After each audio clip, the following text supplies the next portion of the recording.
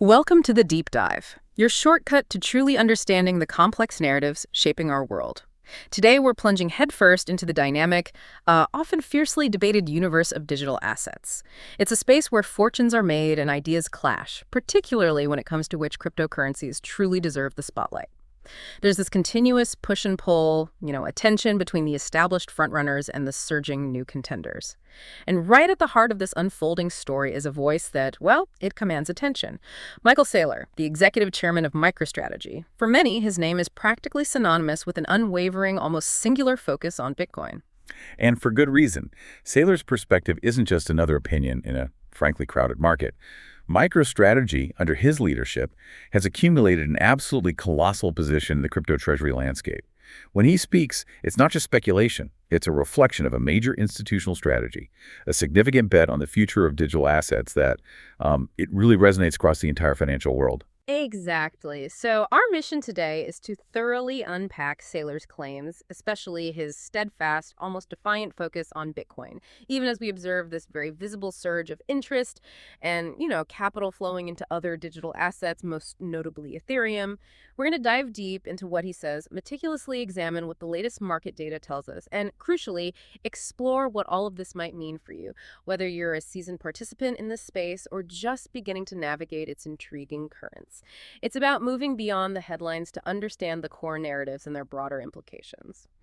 So let's kick things off with Michael Saylor's recent comments, which were, well, as usual, delivered with characteristic confidence. He recently made it abundantly clear that he's not sweating the rise of Ethereum treasury companies, or, for that matter, any broader interest in crypto assets beyond Bitcoin. It's a remarkable position to take, isn't it, considering the vibrant and often competitive shifts we're constantly observing in this market? It truly is. That specific sentiment that he's not sweating the competition emerged from a very recent Bloomberg interview. Saylor articulated his unwavering confidence despite a growing, almost undeniable chorus of alternative narratives gaining traction within the crypto space. It's not just a casual dismissal of other assets, mind you. It's a deeply held conviction rooted in his comprehensive understanding, or at least his interpretation, of the entire digital asset ecosystem. What's fascinating is that he openly acknowledges an explosion of innovation across the entire crypto economy. And rather counterintuitively, perhaps, for a maximalist, he believes that, on the margin, this is good for everybody in the digital asset space. This isn't him endorsing other coins. It's him framing their existence and growth as ultimately beneficial to his primary conviction. That's a crucial nuance, isn't it? He's not saying innovation outside Bitcoin is bad, but rather that it somehow feeds back into Bitcoin's fundamental value proposition. It's almost like he's suggesting that all boats rise with the tide, but Bitcoin is the unsinkable supertanker at the absolute center of that fleet, benefiting from every ripple. What does that kind of perspective imply about how he truly views other blockchain projects and their innovations? Does he see them as allies, competitors, or something else entirely? Well, from Saylor's unique vantage point, the sheer volume of innovation happening across the broader crypto landscape actually validates the underlying technological premise, the premise of digital assets and blockchain technology itself. Think about it.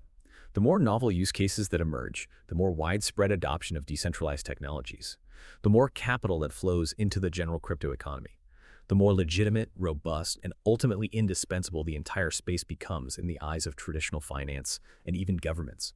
And in that scenario, Bitcoin, in Saylor's unshakable view, stands as the ultimate, most secure, most decentralized, and most transparent form of digital capital. He believes it is uniquely positioned to ultimately benefit from the broader ecosystem's growth, even if it's not directly participating in those specific, often application layer innovations. He sees these other projects, whether they're building DeFi protocols or NFTs or new gaming environments, as strengthening the base layer, the very foundation upon which everything else might be built, or at the very least validated. It's truly a classic rising tide lifts all boats argument, but with a distinct twist that Saylor sees Bitcoin as the benchmark vessel, the one that disproportionately gains the most from the rising tide, angering the entire digital economy. He views the energy and capital flowing into the broader crypto sphere as ultimately gravitating towards Bitcoin as the primary, most secure store of value once participants, mature in their understanding. Right. And he's not just passively observing this phenomenon, he describes his ongoing commitment as having a laser-like focus when it comes to Bitcoin. This isn't just a casual preference or a minor investment for MicroStrategy. It's a profound, almost ideological commitment.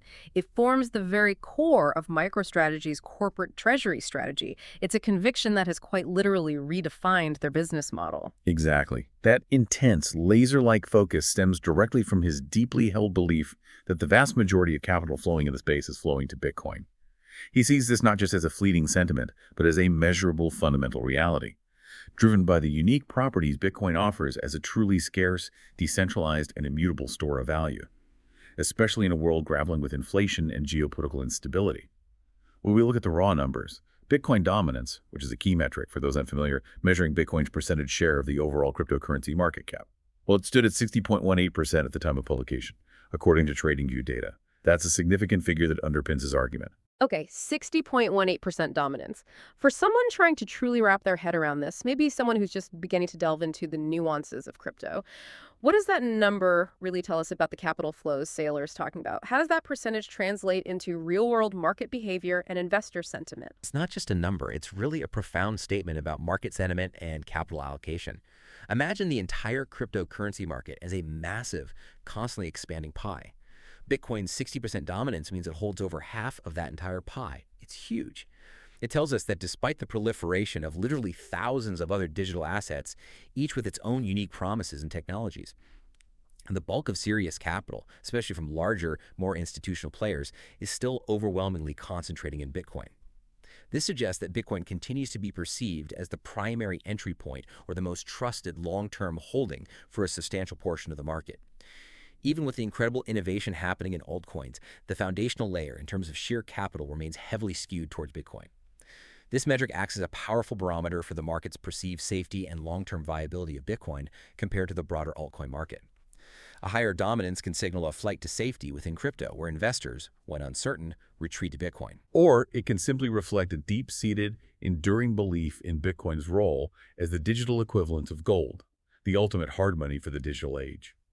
It indicates that for a significant portion of capital, Bitcoin is the undisputed king. And Saylor isn't one to shy away from making incredibly bold predictions either. He famously forecasts that Bitcoin will outpace the S&P 500 for the indefinite future. That is a massive claim, suggesting a long-term, high-conviction bet, not just within the crypto space, but fundamentally against traditional market benchmarks. What does it truly mean to outpace something like the S&P 500 over such an extended horizon? That truly is a high-conviction forecast, one that fundamentally challenges conventional investment wisdom. When Saylor asserts that Bitcoin will outpace the S&P 500 for the indefinite future, he's implying that over a sustained multi-decade period, Bitcoin will generate superior compounding returns compared to the aggregate performance of the 500 largest U.S. publicly traded companies. This has profound implications for how investors construct portfolios and allocate wealth. It directly challenges the long-held belief that diversified equity indexes like the S&P 500 are the cornerstone of long-term wealth creation. Saylor is essentially positing Bitcoin as the premier growth asset, not just within the digital realm, but across all asset classes, equities, bonds, real estate, commodities. He's arguing that its unique properties, particularly its fixed supply and decentralized nature, make it superior long-term store of value and growth engine in an increasingly digital and inflationary world. And underpinning this entire perspective is his redefinition of Bitcoin itself. He views it not merely as a digital currency or a technological experiment, but as digital capital. Digital capital. That's a powerful and quite provocative redefinition. What is the true significance of categorizing it that way? How does this very specific perspective fundamentally shape his long-term outlook and strategy, not just for MicroStrategy, but for his entire philosophy around Bitcoin? Well, classifying Bitcoin as digital capital elevates its status dramatically. It's more than just a volatile transactional currency or a speculative commodity. In traditional finance, capital refers to assets that are used to generate wealth, serve as storehouses of value, or are invested to produce goods and services. By calling Bitcoin digital capital, Saylor frames it as a fundamental asset class with intrinsic value. Value derived from its absolute scarcity, its immutability, its secure decentralized network, and its global accessibility. This perspective implies that Bitcoin is not just a digital token for trading. It is a foundational, incorruptible, and ultimately indestructible form of wealth. Wealth that can and should act as a long-term treasury reserve for individuals, for corporations like MicroStrategy, and potentially even for nations. This categorization informs his long-term outlook by positioning Bitcoin as the ultimate non-sovereign reserve asset, a form of digital property that transcends geopolitical boundaries, resists inflationary pressures from fiat currency debasement, and cannot be censored or confiscated. It's akin to how gold has been viewed historically as a safe haven, but with the added powerful benefits of being digital, instantly verifiable, and programmable. It's a view that sees Bitcoin as the ultimate inflation hedge, the most secure form of wealth accumulation in a digital age. And that's precisely why he believes it will continue to attract the vast majority of capital over the long term. Right. Speaking of attracting capital, let's dive into some of the hard data that seems to unequivocally support Saylor's laser-like focus. One key piece of information he referenced is the significant rise in corporate adoption of Bitcoin. He noted that in the past 6 months alone, the number of publicly traded companies holding Bitcoin on their balance sheets has jumped dramatically, from approximately 60 to a staggering 160. That's not just a trend, that's a remarkable, almost exponential shift in how corporations are viewing digital assets, isn't it? It absolutely is, and it's a pivotal data point for truly understanding the maturing landscape of digital assets. This surge in corporate treasury holdings signifies a profound systemic shift. Bitcoin is moving beyond being primarily an asset for individual retail investors or early tech adopters to now being recognized as a legitimate, increasingly mainstream, and strategic component of institutional and corporate balance sheets. This trend has several critical implications. First, it lends immense legitimacy to Bitcoin as a viable, investable asset class in the eyes of traditional finance and regulators. Companies, particularly publicly traded ones, are subject to rigorous financial scrutiny, extensive reporting requirements, and fiduciary duties. Their decision to allocate significant capital to Bitcoin sends an incredibly powerful signal of confidence in its long-term viability and utility. Second, it can contribute significantly to market stability. Unlike retail investors who might be more prone to short-term speculative trading, corporate holdings tend to be long-term strategic allocations. This strategic demand can help reduce overall market volatility and provide a much more stable demand base, absorbing selling pressure during market downturns. Companies are choosing to hold Bitcoin on their balance sheets for a variety of compelling reasons. As a hedge against the relentless inflation of traditional fiat currencies, as a bold diversification strategy away from conventional assets like cash or bonds, as a way to enhance their corporate image by showcasing innovation, or even as a means to attract top-tier talent in the tech-savvy crypto space. It reflects a growing recognition that Bitcoin is not merely a speculative gamble, but a strategic asset in an evolving, increasingly digital global economy. It's a statement about where smart money believes the future of value is heading. And of course, when we discuss corporate Bitcoin adoption on that scale, we simply must talk about MicroStrategy itself. It stands as the undisputed prime example, holding the incredible title of the largest public Bitcoin treasury. It's almost become a legendary, almost mythical figure in the space at this point, synonymous with extreme conviction. Their commitment truly is unparalleled. MicroStrategy's holdings stand at an astounding 628,791 Bitcoin. To give you a sense of the sheer scale, that was valued at approximately $74.15 billion at the time of the data capture, according to BitcoinTreasuries.net. Just huge. To put that into perspective for you, imagine what that represents in terms of capital allocation and conviction. If we compare it to the second largest public holder, which is MAR Holdings, they hold about 50,639 BTC. That means MicroStrategy holds more than 12 times the amount of Bitcoin as the next largest public company. This staggering disparity illustrates a disproportionate influence MicroStrategy, and by extension Michael Saylor, has in the Bitcoin corporate treasury space. Their treasury strategy is essentially a massive, public, and highly visible bet on Bitcoin. It serves as a potent bellwether, influencing how other corporations might eventually consider or integrate digital assets into their own balance sheets. Their continued accumulation, relentlessly through various market fluctuations, powerfully reinforces Saylor's deep-seated conviction in Bitcoin as the ultimate digital store of value and the cornerstone of future corporate finance. It's not just an investment, it's a statement of faith and a paradigm shift. It truly is hard to overstate the sheer scale of MicroStrategy's conviction and holdings. And these recent comments from Saylor actually came on the heels of some very interesting market movements for Bitcoin.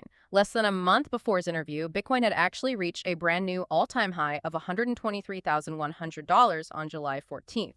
That must have felt like quite the vindication for his strategy, at least in the short term. That's an important contextual detail. It's crucial to note the timing of Saylor's remarks. While Bitcoin had indeed just soared to a new all-time high, it had pulled back slightly to $118,035 at a time of publication, according to Nansen data. This immediate follow-up, this slight retraction after a record high, is incredibly characteristic of crypto markets, even for established large-cap assets like Bitcoin.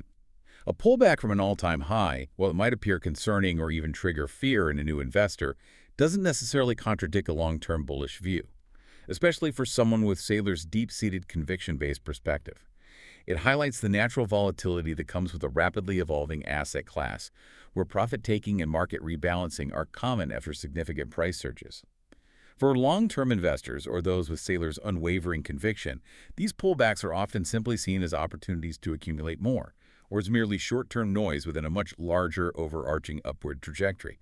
They understand that reaching a new high often leads to some natural market consolidation before the next potential leg up. So for Saylor, the short-term price action, whether it's an all-time high or a slight dip from it, doesn't undermine the fundamental thesis of Bitcoin as digital capital performing over an indefinite future.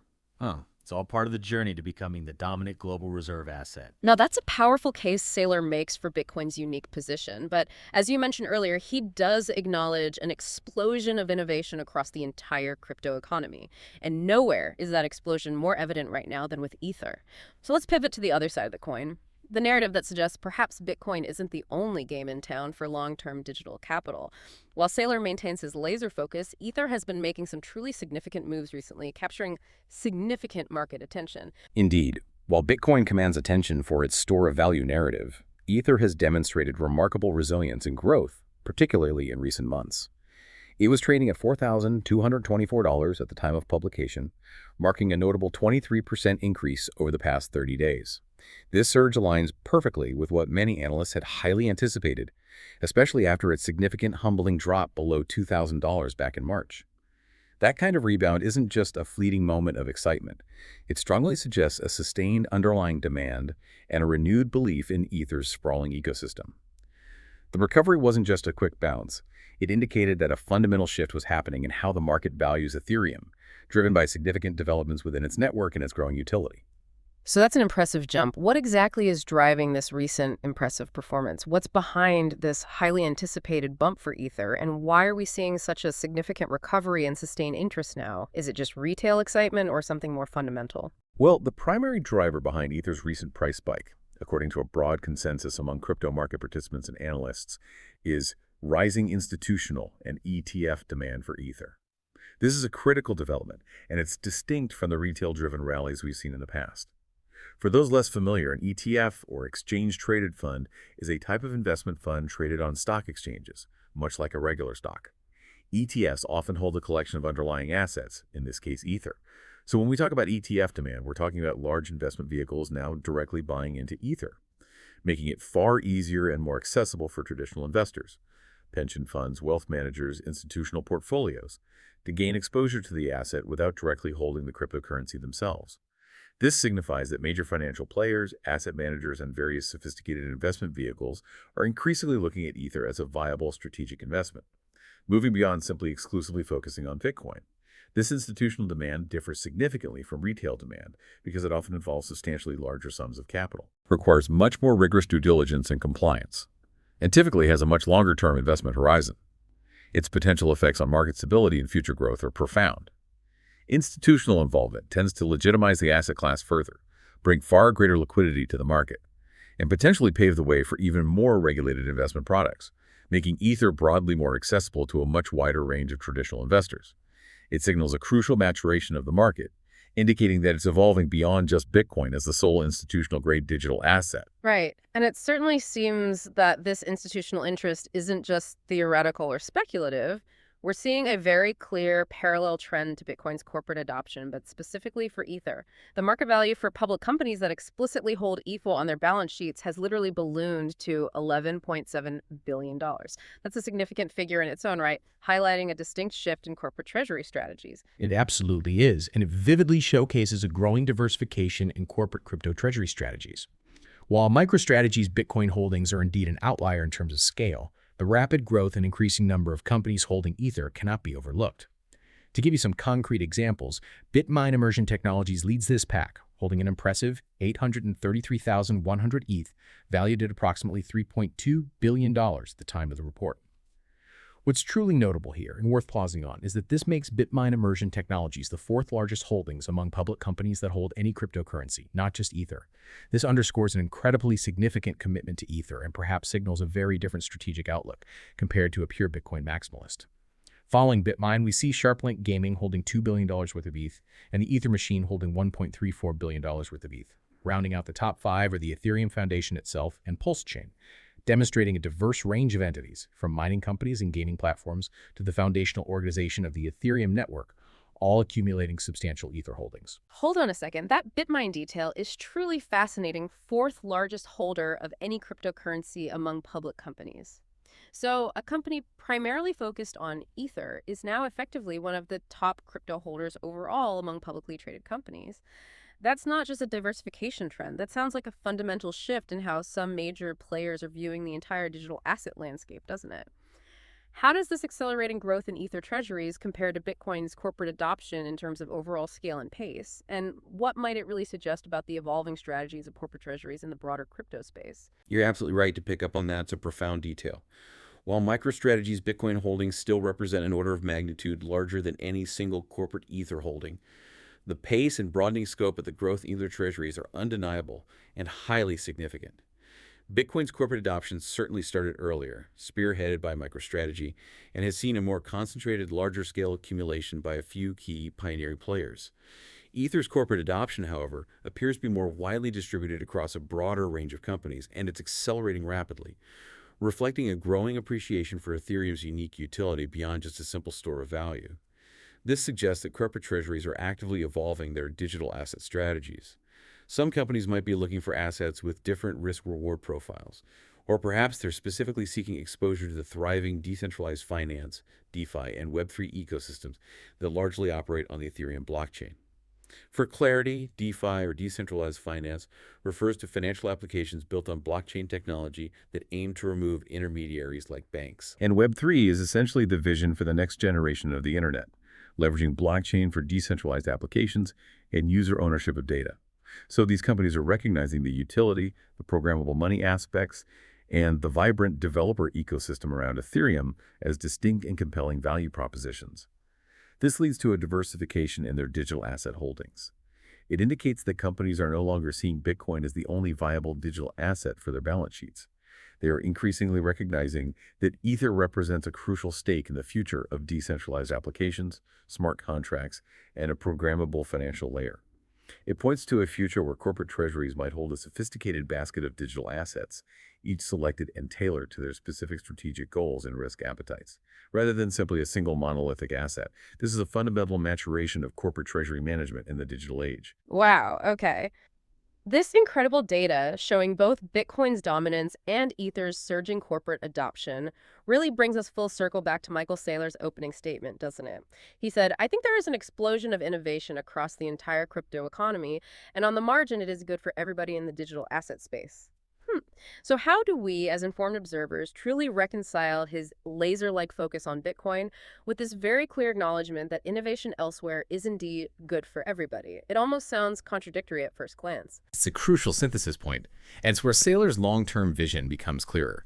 Saylor can very genuinely maintain his laser-like focus on Bitcoin while acknowledging the broader ecosystem's exponential growth, because he fundamentally views Bitcoin as the ultimate pristine store of value, the singular digital capital that benefits indirectly from the overall expansion and maturation of the entire digital asset space.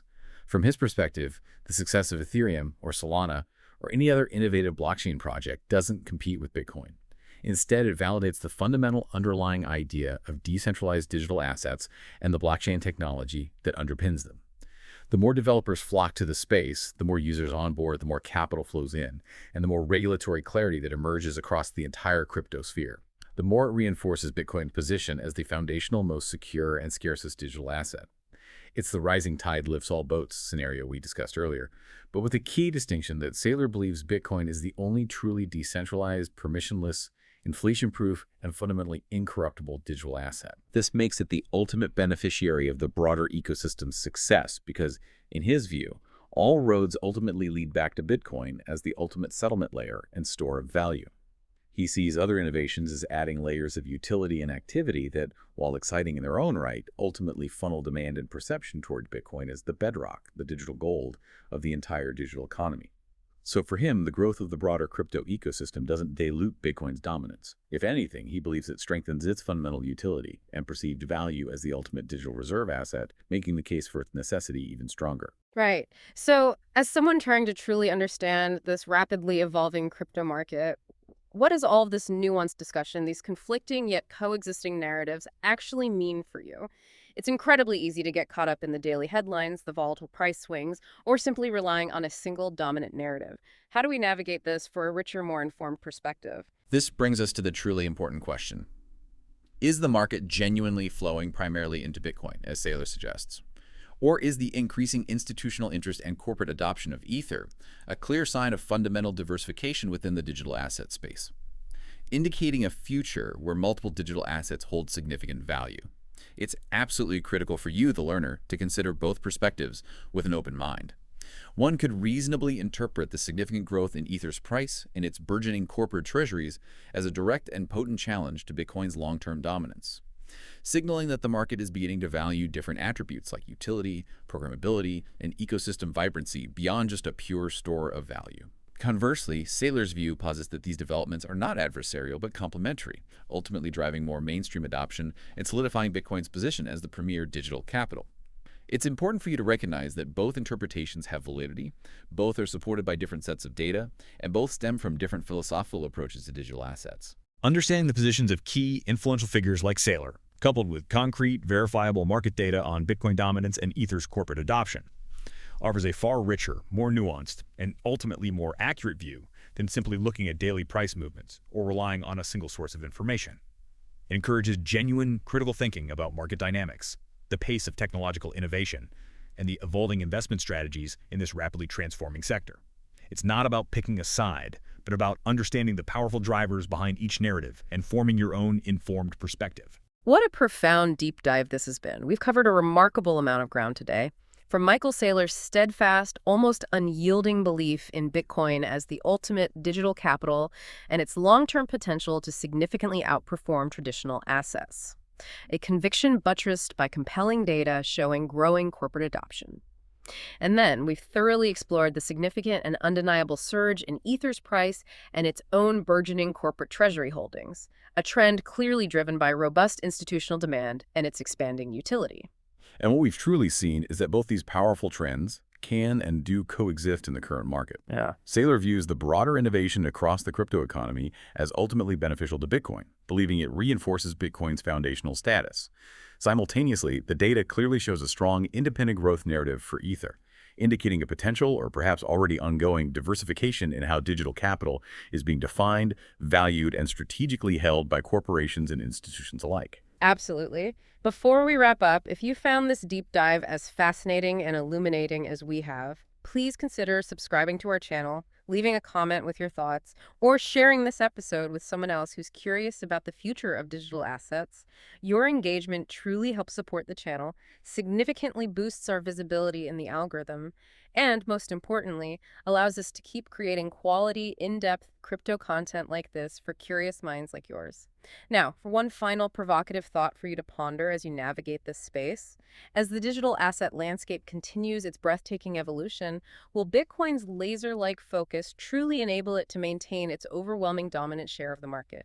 Or will the explosion of innovation across the broader crypto economy ultimately lead to a more diversified, multi-asset future for digital capital?